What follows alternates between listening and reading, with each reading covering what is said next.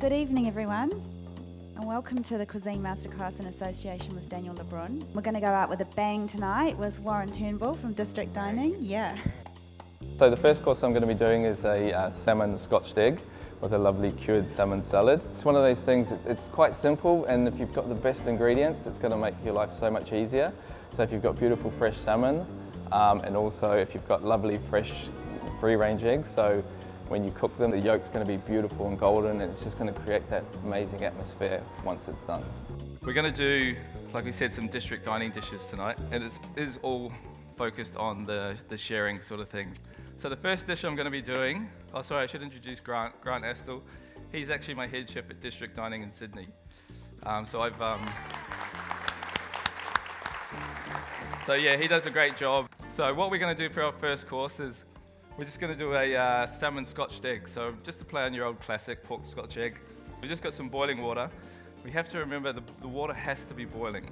And then we need to cook them for exactly 5 minutes. Now it may seem really weird that it's exact, but they really, really do need to be exactly for 5 minutes. So I'm going to start my timer now. 5 minutes, then we're going to take them out and refresh them straight away. And that way, the yolk is going to be beautiful, soft, unctuous, and delicious, hopefully. Make sure you've got ice water ready to go so we can take them out, boom, put them in the ice straight away. Okay, so here I've got a beautiful salmon here from Marlborough, Regal King salmon. I find salmon one of the easiest fish to fillet because you don't need to go down the backbone and try and find it and find all the grooves. Just slice through the head, find the backbone, and then we just run our knife straight down. And we have a beautiful salmon.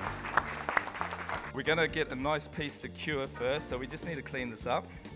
So I'm just going to remove, again, another boring, but it's just pin boning it. There's my 5 minutes. Okay, so straight in your ice water. I'm going to get Grant to look after those when they just cool down for a little bit while I carry on with this.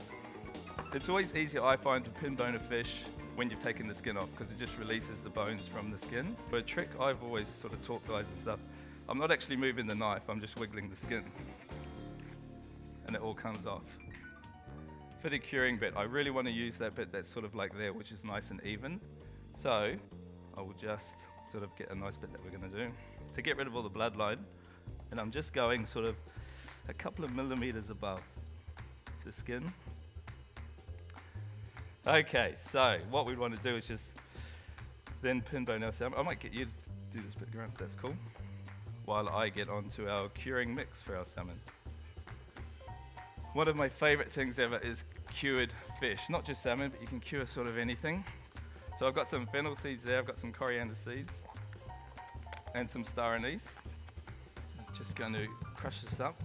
And then the curing mix we always tend to go 2 parts salt, 1 part sugar. It's exactly 2 parts, 1 part. Exactly. You can just smell the flavors coming through straight away. It's pretty amazing. Orange zest I think goes lovely with the salad that we're doing and also with salmon. I think it's marriage made in heaven. And what we want to do is we want to keep the orange and the zester over our mix. Because when you zest, a lot of oils and spray come out of the orange, and we want to capture that and stick it into. Okay. Just a matter of, can you see those colors? Absolutely beautiful. And then we just want to completely cover this. And the reason behind curing it draws a lot of the moisture out of the fish, and it will intensify the flavor. So we actually cured L1 this morning at about 7 o'clock. So what we'd do is we just wrap that tight and we'd chuck it in the fridge and leave it there for about 12 hours. So the next thing we need to do is get our mix ready for our eggs. So we've got all this trimming and stuff now, which we had, so we're going to use that for our actual salmon mousse. And we need to cut out as much sinew as we can. Okay, and we've got a little bit of smoked salmon as well. That's just going to give it a bit of smokiness flavor. So just another dimension. Okay, we're just going to blitz up our salmon. Okay, so our salmon mix, you can see that's nice and smooth there. You don't want to mix it too long in the blender either. The machine gets warm and you'll start cooking your mix. Okay, so I've just mixed in here a bit of lemon zest, bit of paprika, some seasoning, and some chopped parsley. Now what we're going to do, just a little trick. Do the eggs all good? Okay. We put our salmon on a bit of Glad wrap. And we stick another bit over the top. Like that.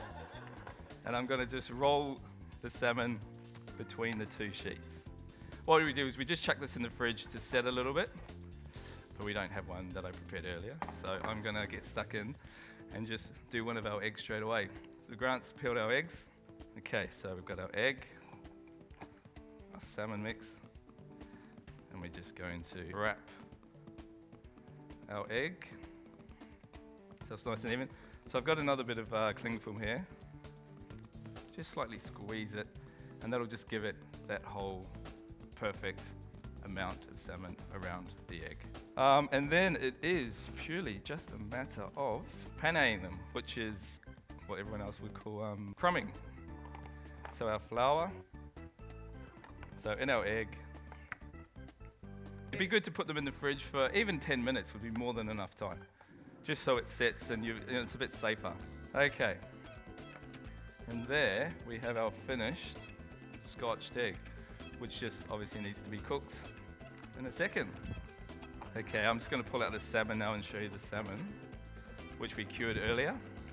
Like I said, when it draws out a lot of moisture, you can see there's a lot of moisture that's come out of the salmon, and a lot of that moisture also will be in the salt and sugar mix. I mean, you can see the color already, just that, and we'll wash it off.